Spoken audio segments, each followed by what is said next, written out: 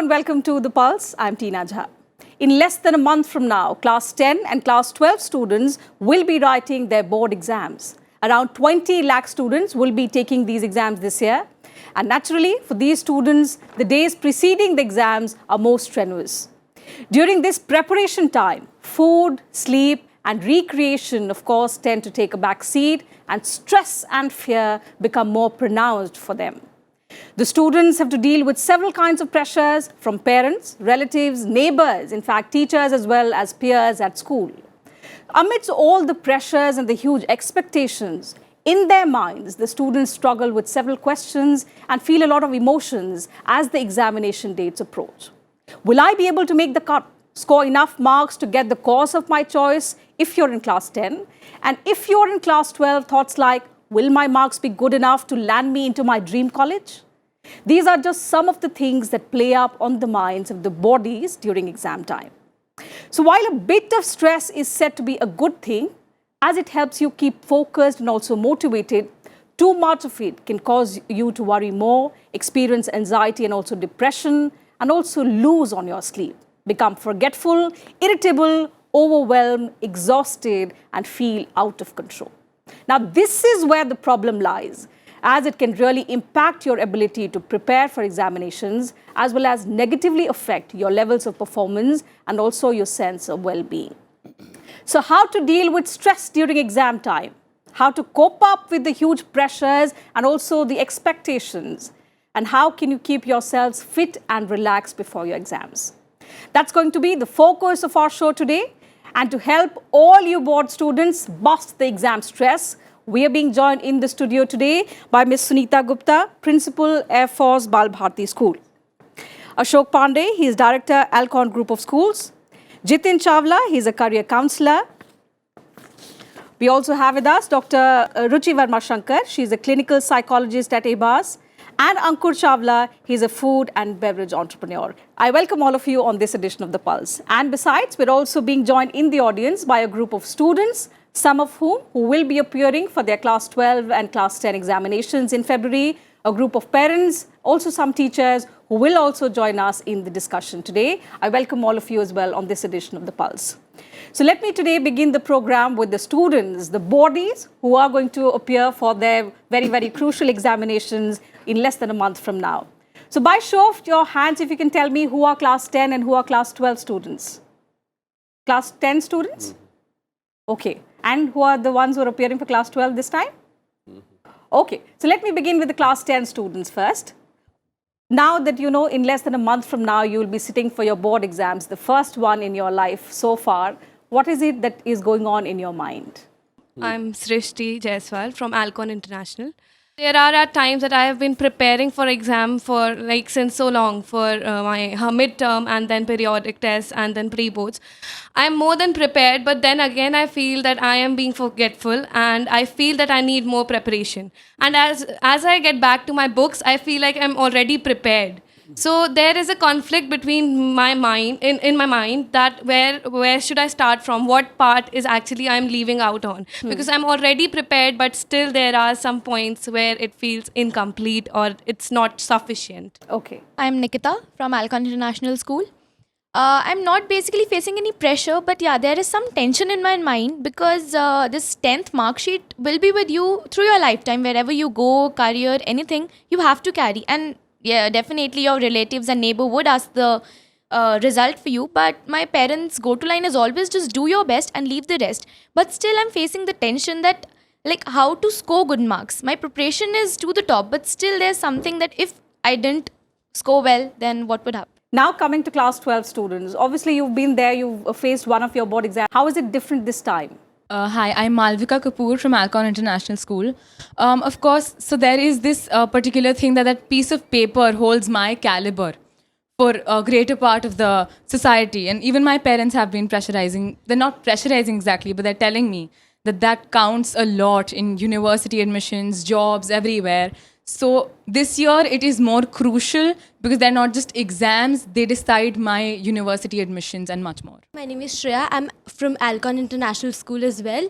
Like Malvika said, it's very different from what we did in 10th because obviously this piece of paper decides our future and also we know that we are prepared, but there's something that we lack always. There's some pressure in our mind that we'll forget something or something else. And also it's just that always what we do is not enough for us. We have to keep on doing it again and again and again, and still there's that fear that we lack something. And also when we know that we are good enough, but still there's that question of doubt when also people, the society, the relatives especially, when they ask you, it's just too much of pressure in our head. What if we can't do it, we can't make it, what then? Hello, I'm Meghal Jain. I'm from FO's Balbharti School. So I believe that once you get the tag of a topper, the pressure actually doubles, because it is not only the external pressure but also the internal pressure.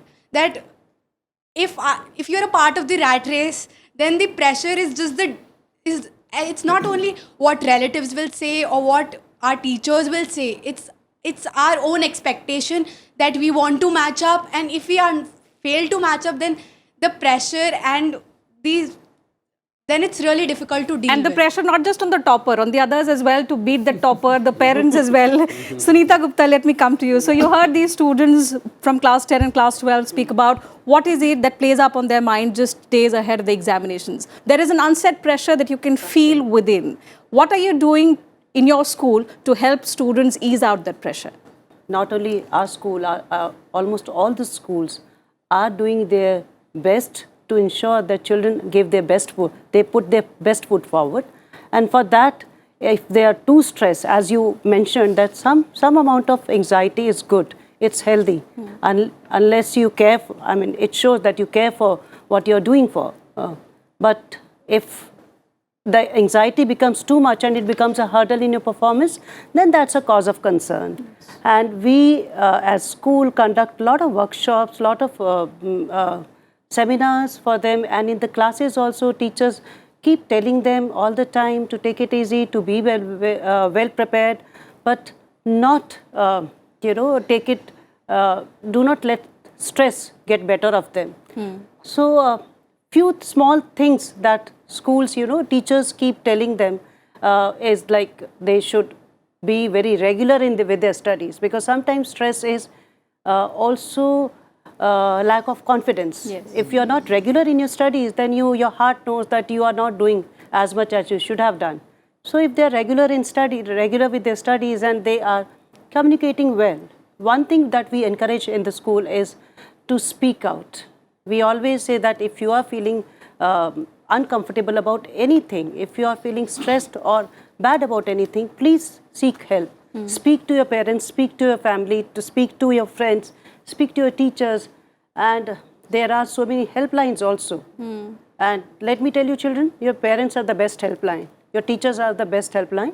So speak to them, share your feelings, and that does, help children. And more than that, I feel that stress is transferred. Child stress is directly proportionate to parent stress. Children are very perceptive, even if parents do not say anything.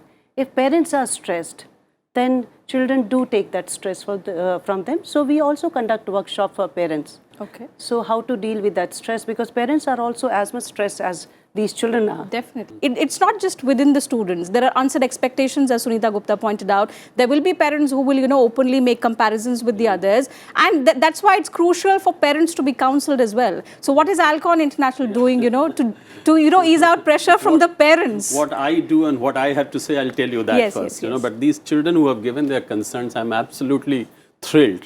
They have used the word piece of paper.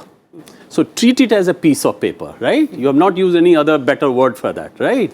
So this is a performance situation where you're going to perform, and it is a very short-term performance for you. It is not a lifelong learning situation. So I'm the best example for you. I also have that piece of paper. But nobody is asking me about that piece of paper, People are asking how good a principal you are, right? So what are the other qualities I have, acquired over a period of time? How I can handle children, how I can talk to counselors, how I can talk to colleagues, how I can work in a team, I think those are the qualities which will matter to you in the long year. Certainly, but you know, back then when you were in school, that piece of paper so that's did what I'm matter, saying. right? So that piece of paper, if you already know it is a piece of paper, don't allow it to weigh on you. After all, how much is the weight of a piece of paper, right? So this is number one. Number two is that this is the best time in the calendar of a school, 2 months before the exam, when the teachers, parents and students, their collaboration is at its peak. Right? So the teacher should not abandon them, that it is prep leave and you go home and we have nothing to do with that. Come together. And the parents should demonstrate that how much unconditionally they love their children. And that unconditional love is that don't, link your marks or your admission or your foreign visit, your brother's, sister's mark. Don't link it. Make it unconditional, right? This is the second thing. And the third thing which is very important is the practice, because you said, Srishti, that I know it and still I have fear. So please do not concentrate on an imaginary parked fear. That fear does not exist and you think it is existing. So come out of that. Practice. Practice is very important. Tina, answer to your question is that this is the time for practice. Yes. It is not the time for acquiring knowledge. I'm very sorry as educationist I have to say this, because you have to prepare for exam. So exam preparation is a different technique. Knowledge acquisition is a different technique. So apply that technique as to how I can write in a given period of time. What will be my strategy? How will I write the easy questions first, the difficult questions later? These techniques are very, very important, right? And last thing in this segment is that please fix your target. So everybody is not meant for 100%. No? So let us not be shameful about it. So whatever is a reasonable, realistic goal, I think we should maximize to achieve that rather than an imaginary goal and you chase it and you fail it and then you get frustrated. Jitin Chawla, what both our educationists in the panel are suggesting, of course, it all looks good. The students must be told to take it easy. It's just an exam. But in a system where all of us know, we've all been there, we've all grown up with that, your class 10 marks will determine the course that you study, your class 12 marks will determine the college you go to. Of course, all of us have dream colleges. Do you agree with sir that, your preparation, your preparation towards exams and towards life are two different things? I'll give a different perspective. I'll just take the discussion on a different tangent altogether. So I'll talk about 3 points. Okay. First point is, more at a government or planning level, I would say institutional level. See, if I look at a top university like a Delhi University, it has not grown much compared to the population growth. So there's a mismatch. Okay. So when I was growing up, it was not so difficult to get into a top college. I studied at Hansraj College. It was difficult, but still, comparatively now, these guys, the numbers who are seeking admission versus admits available, there's a challenge. So the problem is that maybe the state government, central government need to do a lot of things to increase number of seats, to increase number of courses, to produce, to get latest technology, blah, blah, blah. So that is one. The second perspective is in terms of their own understanding of what they want to do. In my mind as a career counselor, a lot of people like, if I get good marks, then I can choose whatever, which is not the right way. If I am going to look at hotel management, I don't need marks. If I am going to look at fashion design, I don't need marks. Law, 99% admissions after 12th are through entrance. So somehow the entire zamana is telling them, the entire the coaching industry, even at times the school also, everyone is telling them get marks, get marks, get marks, which does not matter. If I am going to get into a law entrance, I need to compete. The third issue is that n number of students, while looking at studying, when you are doing mock papers, a good way is to understand where you are and hence plan out your expectations. If there's a difference between your expectation and where you are, and eventually that will happen, so that causes stress.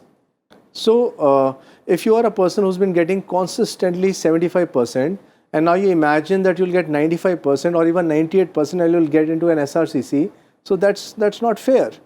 I would rather imagine that, look, I'm a 75%er, this time I'm really working hard, this is 12th board, I've given it my best, so I'll get maybe 85%, 89%, 88%, whatever. But something which is more achievable, then I'm fine. Okay, yeah, sure. Thank you, Jitin, for articulating it better than what I could do.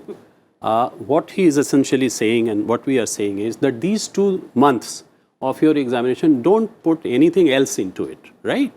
And some of the options he says is competition based, but there are immense opportunities. So don't attach yourself to a college or a city.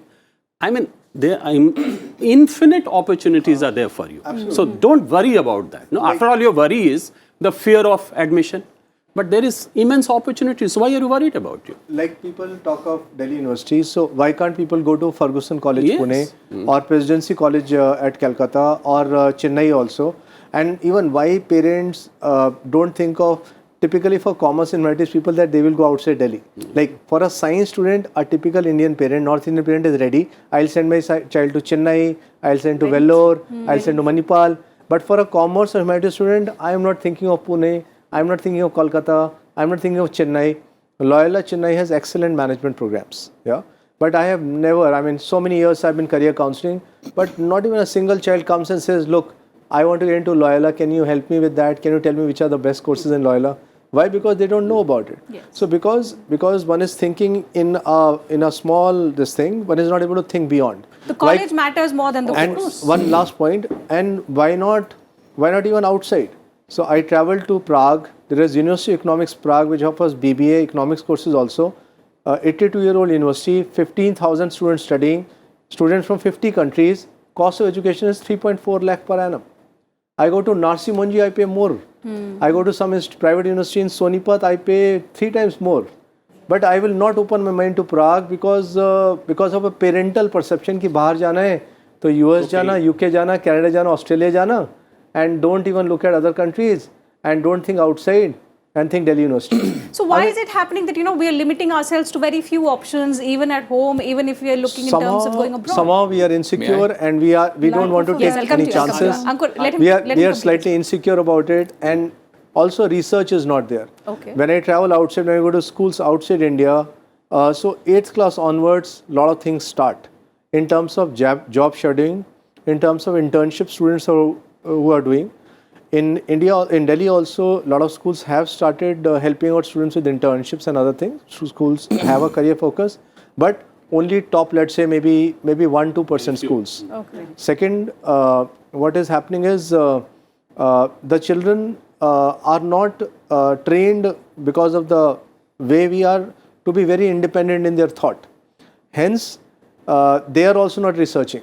Today with the online, like on Instagram, I follow almost 35 plus pages of universities, of scholarships. So I can go and actually study. If I was a student, I'll go and study free of charge in even Abu Dhabi also. Yeah. New York University, Abu Dhabi is amazing. They love Indian students. Yeah. But right now, people are not even thinking of Abu Dhabi because Abu Dhabi, I don't know, question mark, where will you go? Delhi University. A lot of decision making is happening on part of parents, Ankur. You would agree that, parents are not comfortable sending their children in careers which are not as celebrated as some of them are. No, I think the question, firstly, let me answer the question that you asked, that why aren't people thinking or students thinking much beyond Delhi universities and stuff, is because with all due respect, you're spending much more time on YouTube, listening to a lot of stuff, but not really researching on a YouTube or an Instagram about a university or the kind of career options that we have today. Everything is available. Like everything is available on that Google. I am not very old. I mean, 10, 12 years ago is when I passed out of college.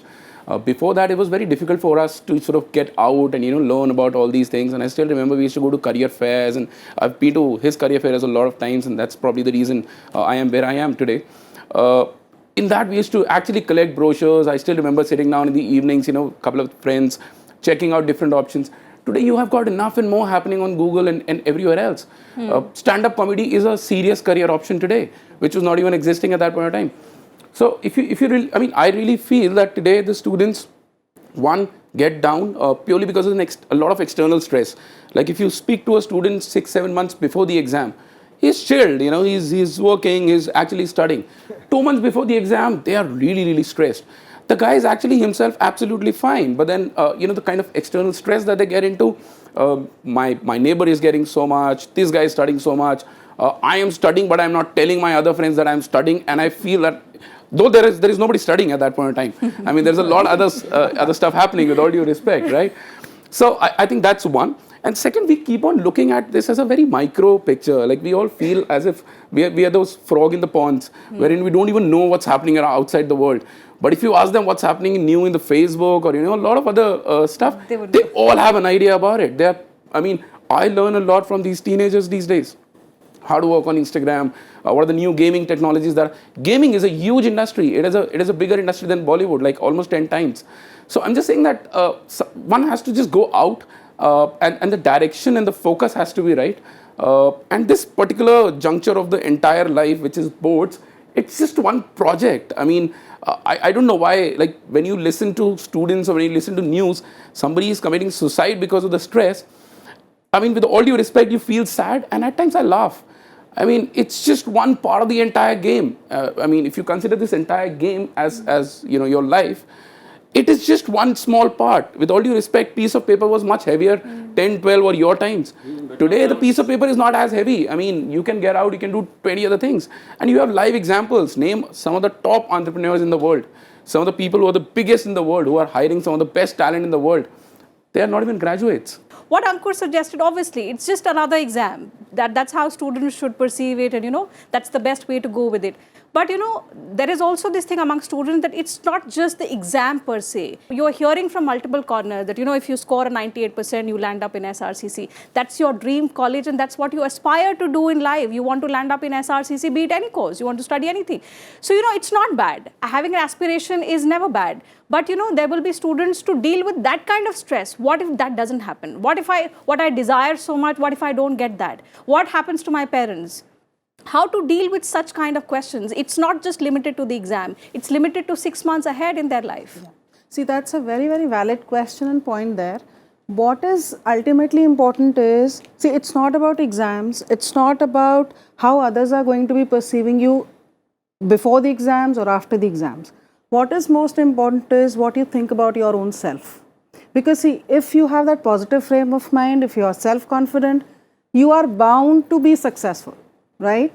Despite your academic performance, whatever it is, despite the line that you choose, right, as a career option, wherever you are placed in your life, you will be doing well, provided you have a positive attitude towards your own self, your abilities. A realistic appraisal of your own abilities, your strengths, that is what is most important, which everybody is kind of pointing out. It is not about how others are perceiving you or how teachers, relatives, friends. See, we are all living in a social context. So if we were to say that please forget about everything, that is not realistically possible. You do get affected, and especially when you are in that vulnerable state, you do get affected. But what is important is to draw that line. Okay, this is it. This is what I know where I stand. This is what I want to achieve, and try and remain as much focused as possible. I would quickly want to answer that question raised by you. See, whatever self-doubt or confusion you have at this stage, about how well I'm prepared, at times you feel, okay, I've been through the entire syllabus, I've revised it enough, I know what it is. There'll be, suddenly your friend calls up and says, uska kya answer hai? Nahi aaya, so you'll actually get a panic attack. Oh my God, mujhe ye nahi aaya, right? Now, this is what triggers that anxiety. Most importantly, what you need to do is, positive self-talk is what will help you out of this. You will keep having doubts. You will keep having doubts, and as Ankur very rightly pointed out, this is just first probably so-called crisis situation in your life. Okay? There are many more to come, right? So this is the first step that you are going to be taking. So please start moving ahead and start looking beyond this. This is not the end of the world. So resilience is something that we all need to build up. I am saying we because all of us are in the same boat to some extent, right? So coming back to the students, who are facing their board exams or have faced it in the past, stress obviously is something that all our panelists have also pointed out. This will happen no matter what everybody says. On a lighter note, what do you do to de-stress yourselves? For example, I used to read a novel. Sometimes when I get stressed about the theory subjects or even the practical subjects and I try to remember the formulas, or actually able to murmur something in my mind, I write them in the slide page and convert it into a poetry kind of a thing so that it gets easier to remember, which makes me like I kind of start hymning it between the exam as well so that I can recall it. To de-stress, I drink water. How do you help students stay fit and relaxed before exams? I just practice meditation during my classroom interventions. So whenever I feel that class is getting bored and it is getting very on a serious note, I ask my children to stand up and I play some music through my mobile and I ask them, let us do some exercise. And after 5 minutes, when they feel better, then I ask them, okay, share your personal stories. So this makes classroom teaching on a lighter mode. And I feel that some kind of relaxation is important. This freshens our mind.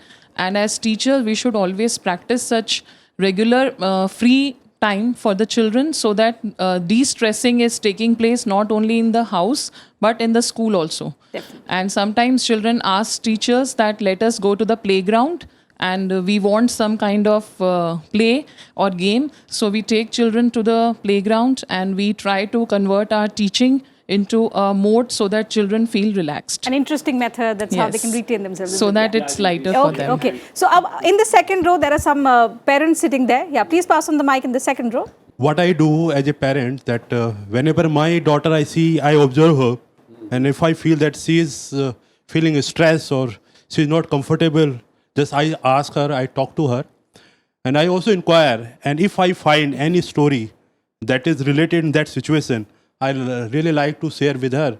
And I feel that after that, if she is feeling better, it's okay. Otherwise, maybe on Sunday I take her for a movie or something.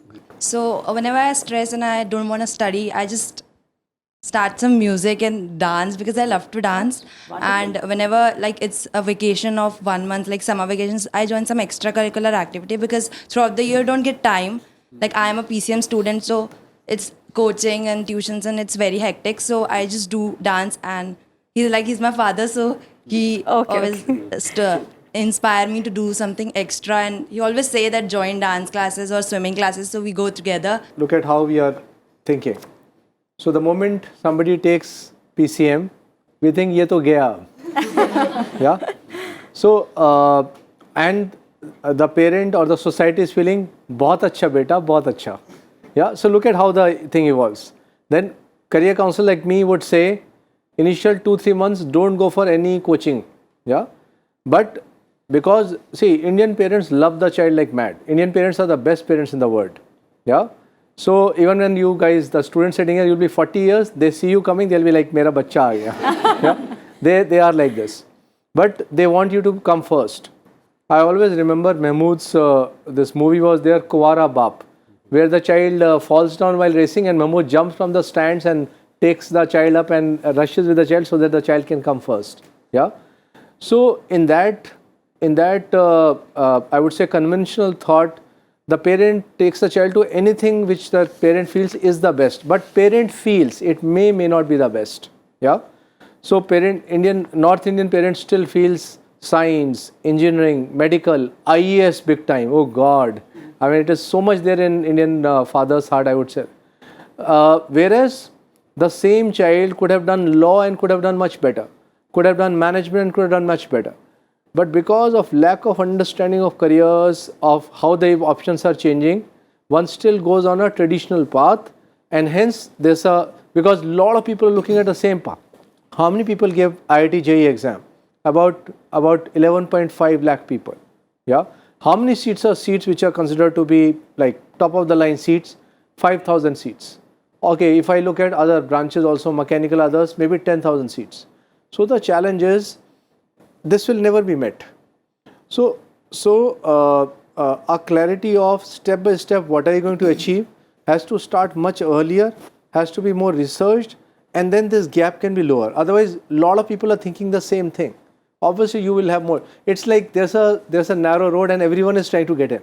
Yeah, which is what happens to traffic at times on D&D nowadays. There'll be a bottleneck, obviously. There will be a bottleneck. Definitely. Yeah. Two things. One, Steve Jobs also used to say that, and I always love listening. That is always that you can connect the dots when you look back. but you can never connect the dots when you look in the front. So what I always do is whatever I'm doing, I should love that and I should enjoy doing that. Particularly talking about the society, I really feel society को मजे लेना बहुत मजा आता है. Everybody and anybody comes and like ये नहीं करना चाहिए था, ये वैसे कर लो. So there is this beautiful example also that I always try to give my team also, is that there was this painter who painted a beautiful painting and kept it on the roadside and wrote कि अगर आपको कुछ गलत लगे, then just put a red dot on it. The next day morning, the entire painting was red. He paints another painting and again he writes down saying that if you feel that there's something wrong, just correct it. Nobody touches that painting. So everybody has their own opinions. Everybody is trying to, sort of give you maybe on a good note, on a bad note, whatever it is, but they're trying to give you a lot of advices. But what you take is what matters. I mean, it's your life end of the day. What happens eventually with a lot of students that I've also met is that because they start listening to the society a lot and they kind of deviate from their entire plan, they don't become what the society wanted them to become because society themselves was not clear, and they eventually lose out on their own path as well. So I think that is something which we really have to decide on, and we have to take a call saying that end of the day it's your life. अगर आप अच्छा करोगे तो parents will be like अरे मैं तो बोल ही रहा था बच्चा अच्छा है. अगर आप नहीं अच्छा करोगे मैं तो बोल ही रहा था कुछ और कर. So end of the day you are the one who's getting stuck every single time, and that's a reality of life. That's an ugly truth. Yes. So I'm just saying that whatever you do, just take the ownership of doing whatever your decisions that you're taking, and I'll be happier taking a wrong decision myself so that I can also learn a lot more eventually in my life, rather than taking a wrong decision and then blaming somebody else saying that usne mere ko aisa bola tha. And you are big enough, like 15, 16, gone are the days today. I just want to sure. Whatever field you choose, it will require a lot of hard work, a lot of perseverance. Absolutely. ये एक misconception है that a student who's taken up science, PCM, is more hardworking or is more intelligent than a person who's taken humanities or non-medical. There is no comparison. Each field in itself is a super specialization, requires a lot of hard work and perseverance, a lot of focus. You cannot afford to get, or success, the definition of success itself is variable. For me, success would be maybe doing my job well. For another person, earning a lot of money would be success. For another person, the right balance between work and family life would be success. For another person, it could be different.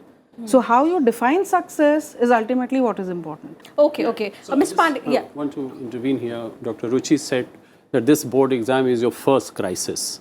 Sorry, I don't agree. A lot of crises in your life you are meeting very successfully. Your social media crisis, your relationship crisis. You see? And you are absolutely fantastic at this.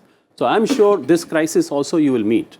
And Tina, the discussions that we are having, I think we are presuming that whatever we are saying is truth. That presumption is also wrong, that they are not under stress anymore. Let us not vilify stress. Let us not vilify the parents also. A lot of parents have changed their minds. Obviously, and they are not the same of 10 years, 15 years, 20 years ago. That is why the situation is not all that grave, right? This is the second thing. And the third thing is the society's expectation, whether you pick it or you don't pick it, is that they want that you should be a good human being, right? If it is not written on the wall, then probably you'll have to do something about it. But society wants you to be a good human being. Try and do something about that.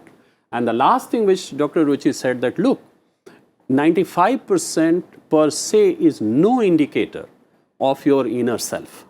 But if you are a hardworking, sincere, committed, resilient person with courage, that will take you along. So if 95% is a reflection of that, I'm very happy about it. Okay. But if it is not a reflection of that, then probably you cannot sustain it in your next examination. Okay, you want to add something? The stress curve is an inverted U curve. So initially when the stress increases, the performance increases.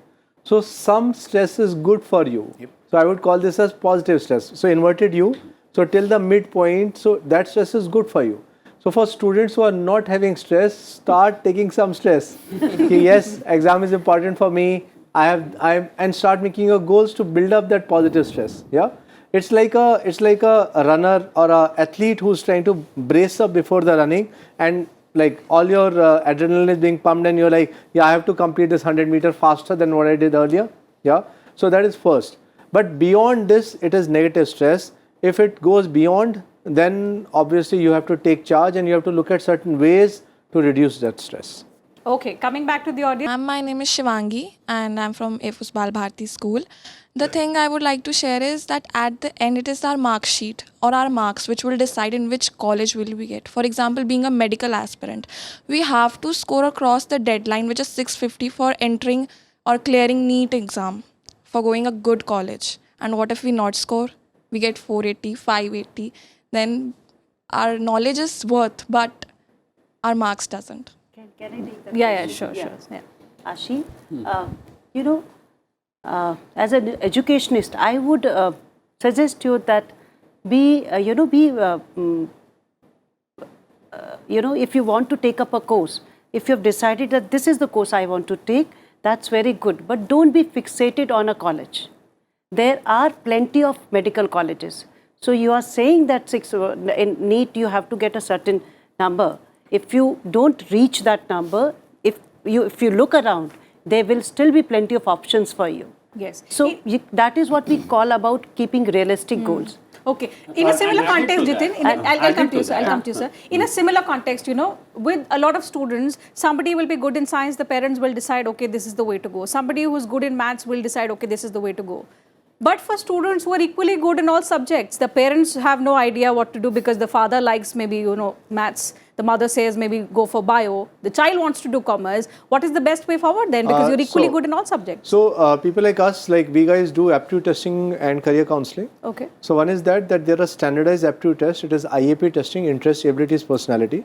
Of course, one has to be intelligent to go to a place or use a test which is a standardized test so that you get some results. So elimination can happen through testing.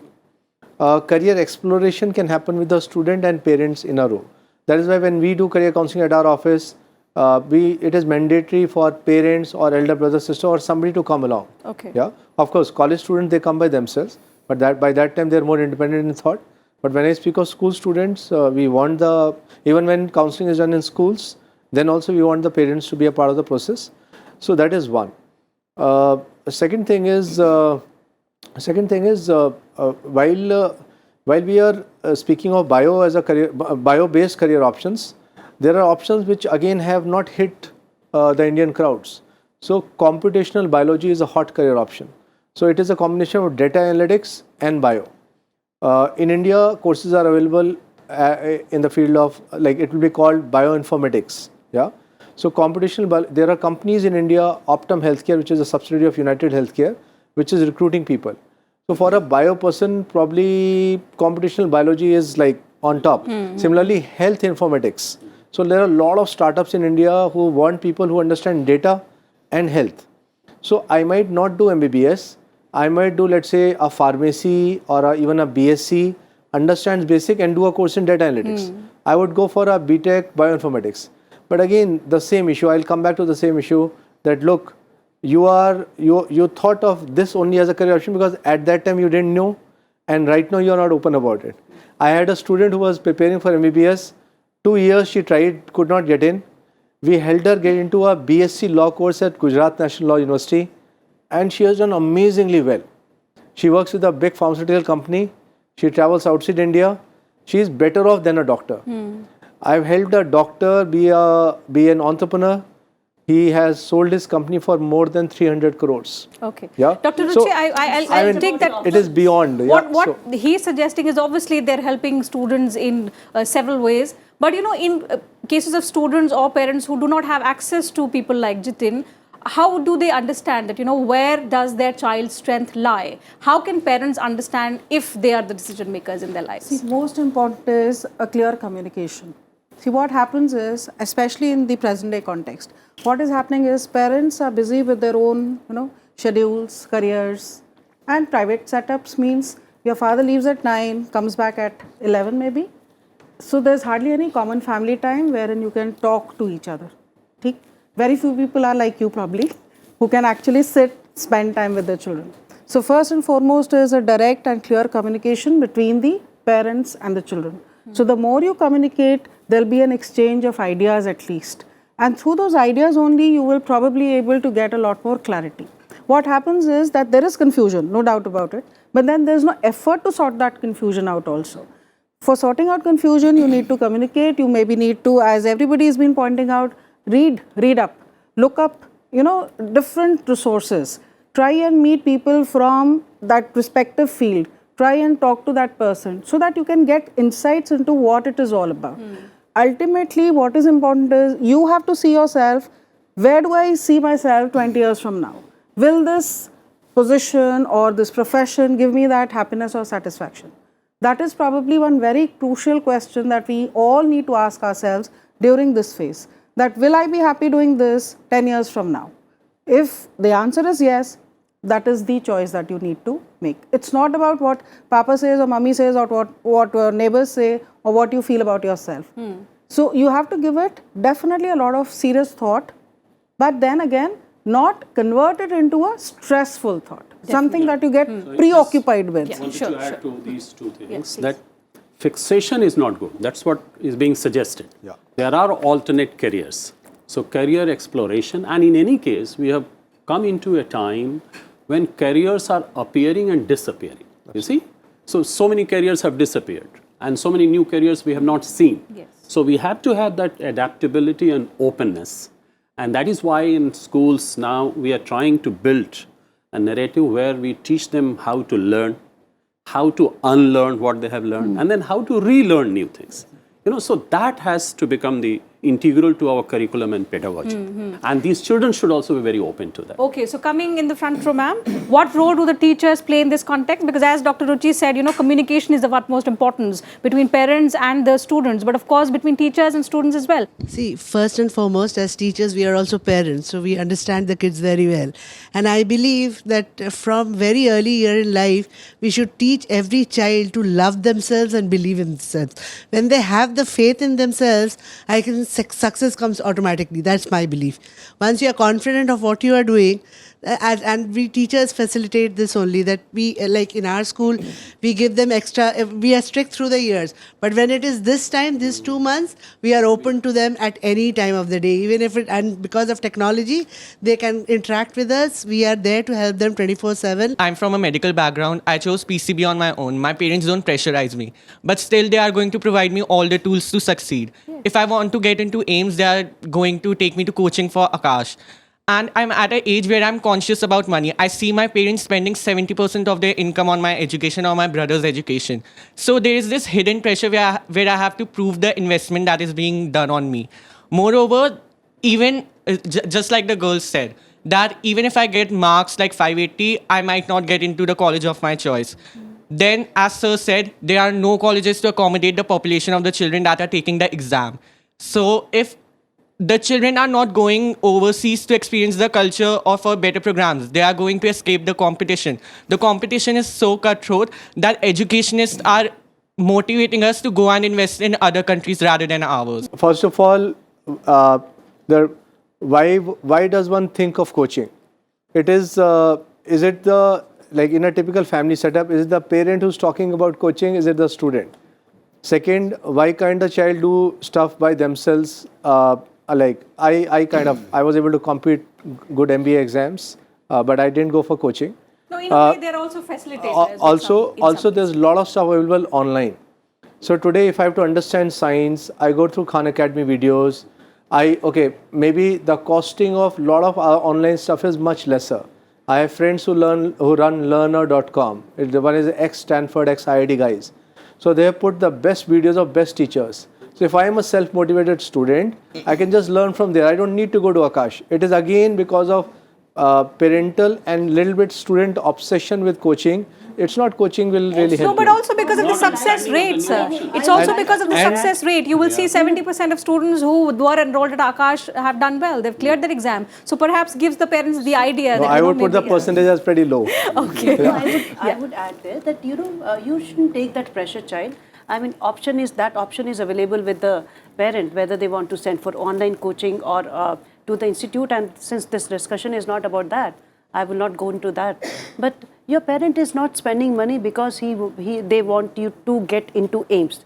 They are spending money because they love you and they want to provide you the best. So don't take any pressure of that money on your shoulders. Definitely. You just do your best, and wherever you go. To work hard. as a challenge. Okay, so not as a pressure. Ankur also wants to make a point. I think I really feel that, with all due respect, 10 years after is what I see that the generation this time has become very nazuk. So, guys, competition is going to be there. And you have to, really, really fight it. Definitely. It's not right now. It's going to be throughout your life. And once you've decided that you want to get into a college, with all due respect, I think it'll be a little contradictory. Go for it. I mean, who's stopping you? The world is all about competition. Tomorrow you get I love doing competition right now. I know people who are at the age of 50, 60, they love competing with each other. All we're saying is that you give your 110% till the time you're there on the exam day. After that, don't take stress. Don't take a lot of stress saying that, I couldn't get through it. But competition is always going to be there. Let's face it. I mean, the world is all about competing with each other.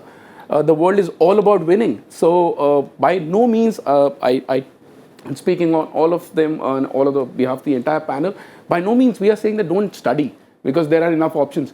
We are saying know the options, but you have to study. I mean, you can't avoid the path. I mean, competition. Of course, this is the means to reach The your goal. fun So you in can't the entire avoid game of it. life is competition. So fight for it. Try and win it. I mean, if you're a winner, you're a winner. It's a different level of satisfaction and a different level of enthusiasm that you have when you're a winner. So as every panelist right here pointed out that it is important for us to set real and achievable goals.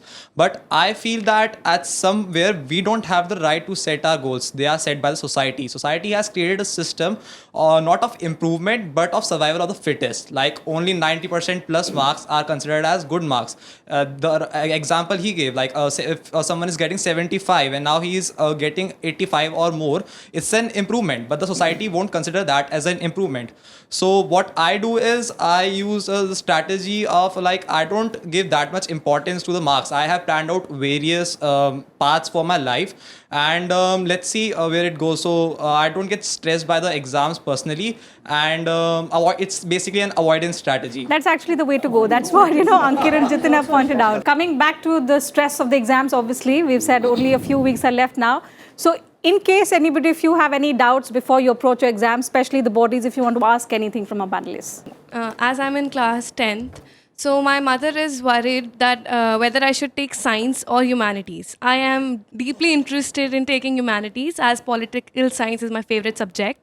And then I aspire to be a lawyer.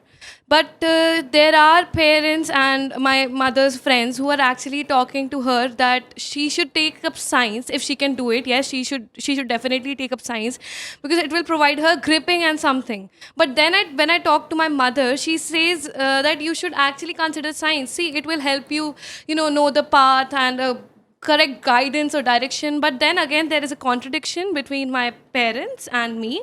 That why cannot I get myself into the direction by taking up humanities only? But then she asks, how will you do it? What if you don't get such surroundings and environment? Then what Okay, I think I know the answer, but I'll take that question to Jitin, of course. Yeah. Respond to it. One, make a list of career options after humanities. Don't say only law. So if I was you, I would say, Mom, I can get into IIT Mumbai, IIT Guwahati, be design. I can get into IIT Delhi, which is a top science institute. They have introduced a new course this last session only, last year. BTech Social Science and Computer Science. First time in India this is happening. IIT Delhi. IIT Delhi, I can do BTech, Computer Science and Design. So I would write these. Somehow Indian parents love IIT. So I'll say IIT Mumbai, IIT Guwahati, IIT Delhi. I'll write this. Then I'll write law.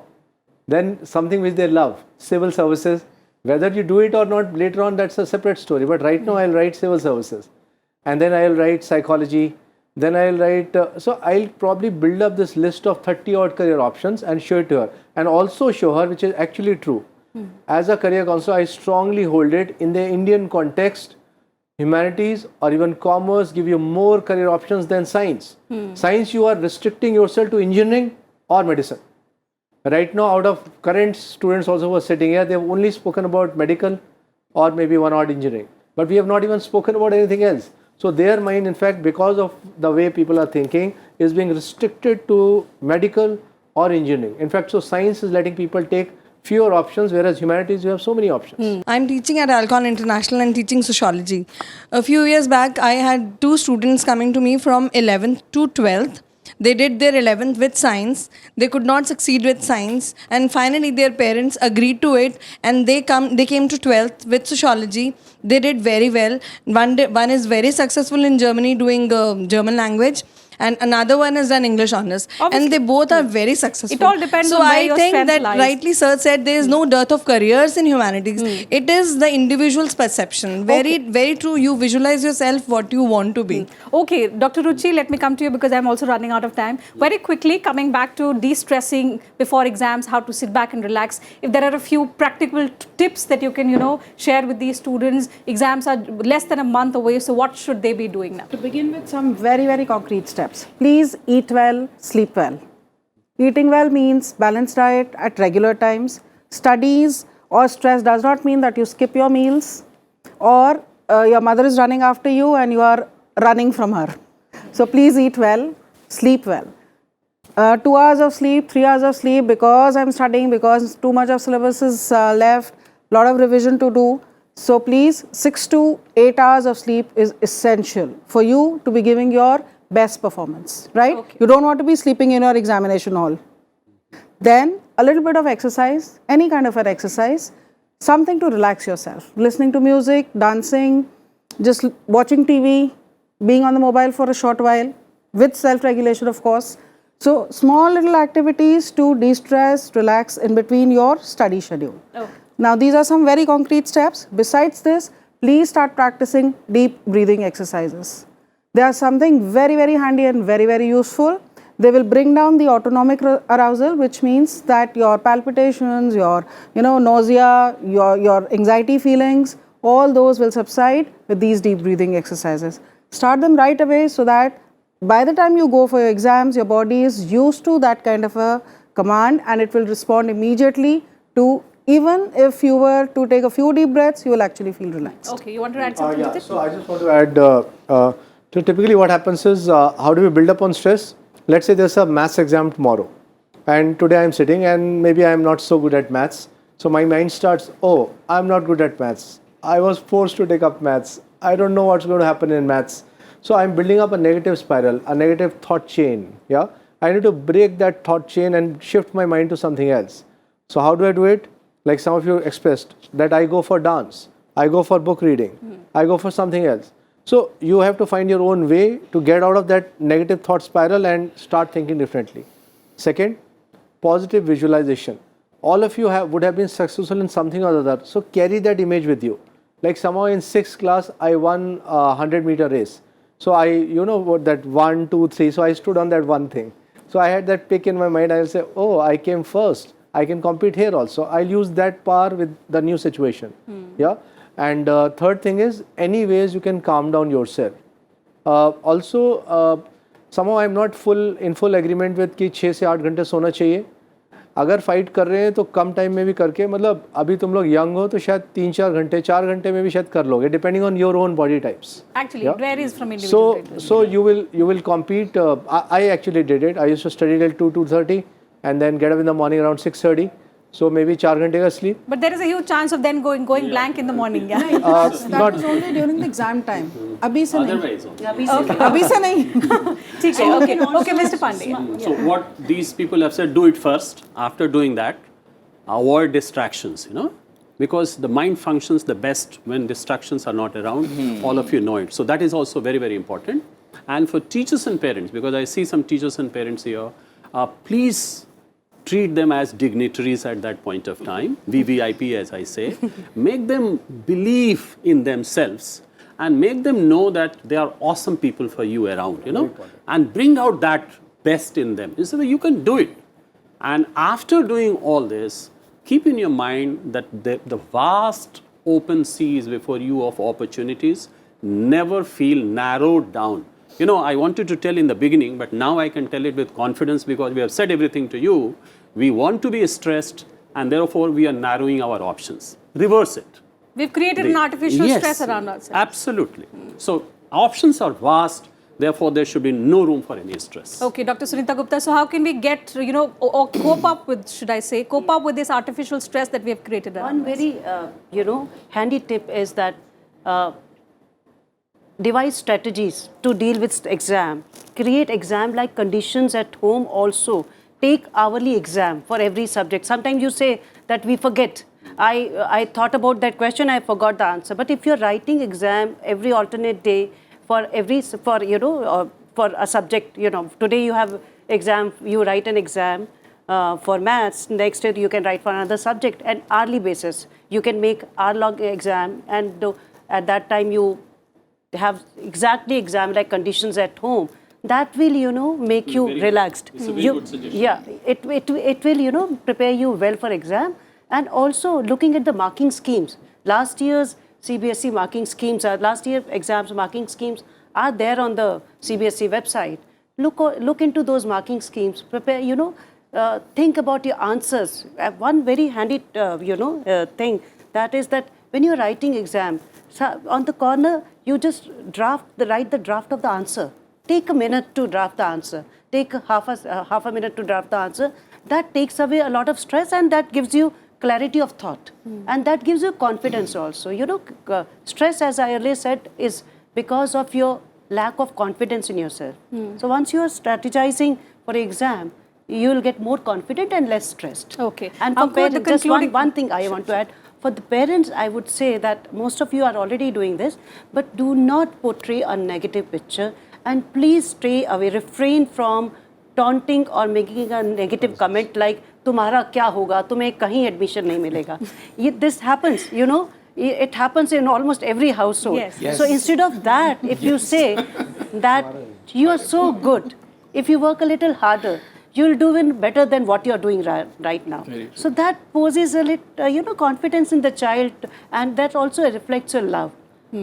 So refrain from saying Uncle, negative you laughed things. out really loud because it happens in every so household. relate with it. So how did you deal with it? Perhaps you can share with them. I'll tell you very honestly, what I used to do was I used to just take the entire syllabus in a piece of paper, because I used to get really, I used to feel that this is very complicated. So many subjects, and in a subject, so many different chapters, and so just put everything on a piece of paper that, karna kya hai kal, and then you chalk out a plan and how to, sort of do one by one. So I think a holistic picture of what is to be done, and then probably strategizing, saying that let's do this, so make a goal plan for whatever, for the entire syllabus, for the entire a book, a chapter, whatever, and then slowly and steadily, making plans and just writing down the timelines to it, that, tomorrow I have got, let's say, 10 hours to study, my standard 10 hours to study, out of which 1 hour dedicated for this, 2 hours for this, maybe half an hour for lunch, and then I was pretty happy after that. Like I was kind of satisfied. If somebody is experiencing a lot of stress, you can just write down. You can kind of vent out your feelings by writing. So you can maintain a diary and write down that, look, I feel like this, and then you revisit it after 10-15 minutes and probably take it positively now. And now you write down, I will now do this to change this situation. Yeah. So that's one way of handling that. Another way can be that you have, if not A, then B career option. If not B, then C. As it is, I as a career counselor hold this, that you guys will not be in one career option. I see you in at least 5 to 7 career options. Let's meet after 20 years and discuss. Definitely. Okay. So apart from what our panelists have said, I also have a little bit of message, in fact, advice for all our board students sitting here, and also all our viewers who are watching our program, that, try and follow all that our panelists, of course, they've pointed out, to stay calm and relaxed just before your exams. A little bit of anxiety is normal, as we've spoken about earlier in the program, but do not let it in any way overpower you and make you nervous, as that could, of course, affect your exam, as Dr. Ruchi also pointed out. And overall, the most important thing is to keep in mind that just give your 100% without expecting 100% in return. Because once you do that, the results will naturally be good, as our teachers have pointed out. And to the parents as well, our message is that please do not make the report card of your children a matter of your prestige. Do not have unrealistic expectations, and support your child's dream, be it different from yours. So on that note, I wrap up this edition of The Pulse. We'll see you same time next week with another brand new edition. Just in case you missed the television broadcast, you can also watch it online on YouTube and Twitter. And you can also send us your feedback and suggestions about our program. Thank you for your time, and wishing all the board students all the best.